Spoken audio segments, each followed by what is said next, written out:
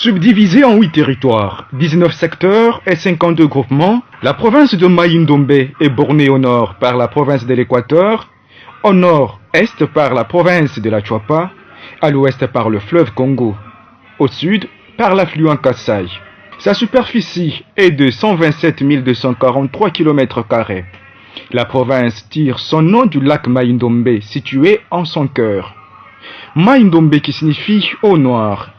L'eau du lac provient des rivières chargées de l'humus des forêts environnantes. C'est dire les richesses naturelles qu'égorge la province de Mai-Ndombe, qui a besoin d'un patriote et d'un homme qui a une probité morale irréprochable pour son développement. Heureusement, Campinzoa, un certain 15 novembre 1957, naissait Mputu Boleilanga Paul. Trop vite, le jeune homme intègre le petit séminaire Bokoro, puis le collège Tosalisana d'Inongo.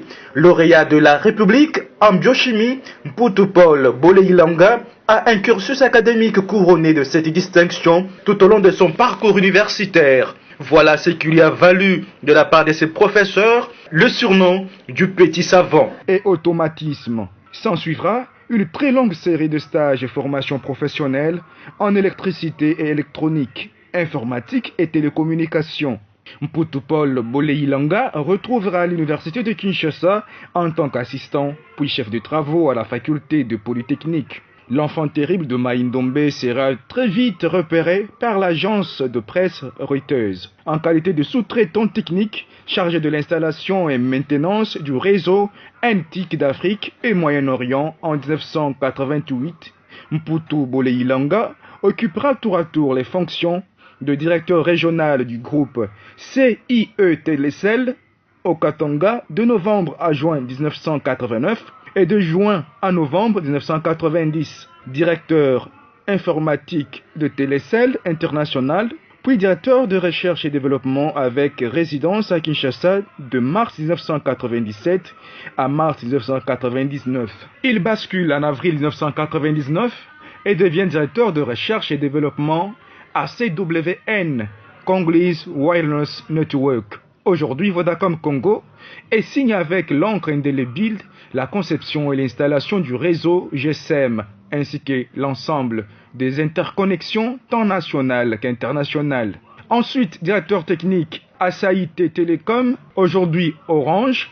Là aussi, il récidive et procède à la conception, l'installation du réseau GSM, ainsi qu'à l'ensemble des interconnexions nationales et internationales. En 2005, Mputu Paul Boleilanga débarque à la SNEL et devient administrateur directeur technique. En 2009, il occupe le poste de l'administrateur de la société Westecor, chargé de construire l'autoroute d'énergie électrique depuis les sites en RDC jusqu'en Afrique du Sud via l'Angola et la Namibie.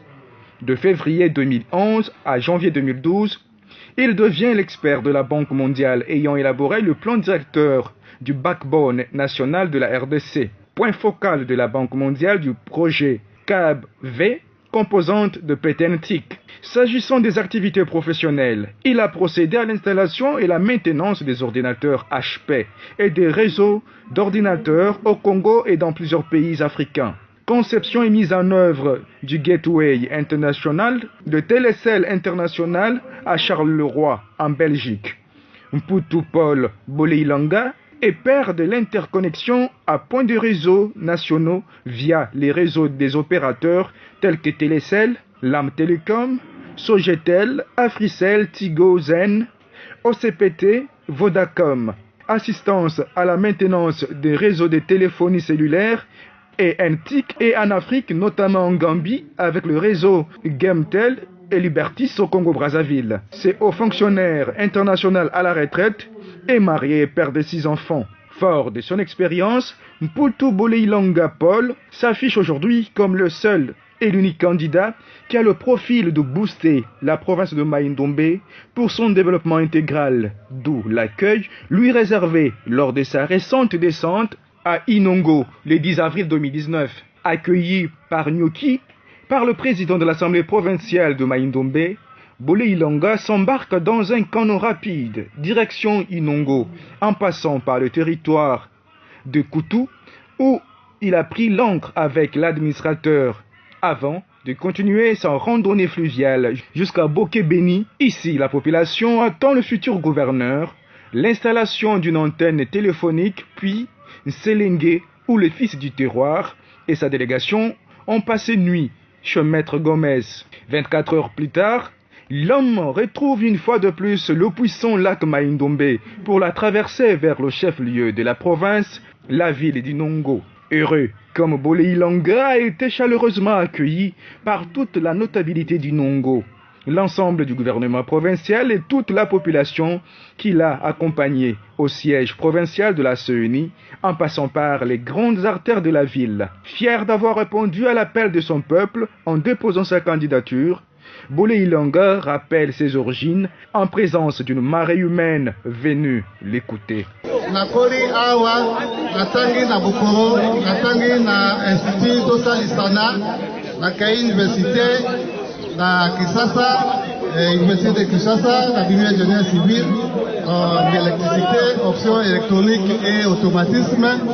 Et puis nakei na poto kosala ba bosusu ya bangaka mayele ya mokili mobimba. Sikoyo abi nazonga kosalela pe Maïndombe oyo ekolisaki ngai oyo ebotaki ngai oyo epesaki ngai formation bayele maso oyo epepete ngai nakoka kosala na bangaka mayele ya mokili mobimba. Nazongi namoni nde boyabi ngai ya solo mboka na yo kaka mboka na yo.